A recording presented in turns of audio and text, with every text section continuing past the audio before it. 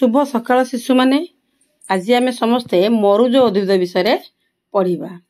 तुम्हें जानिछ शिशु माने पृथ्वीर सब अंचल समान परिमाण वर्षा हुए ना। केतक अंचल खूब कम वर्षा हुए आउ केतक अंचल आदौ वर्षा हुए ना। ये सब अंचल कौन ना वर्षा हबारु शुष्क अटंती है कि शुष्क अंचल खजुरी बबुल सिजु नागफणी परी केतक उद्भिद बढ़ती है। एमाने बंचिया खूब कम जल दरकार करती है कि तो जो उद्भिद गुड़िक बंचिया खूब कम जल दरकार करती से उद्भिद गुड़ी को मरुज उद्भिद कहुए।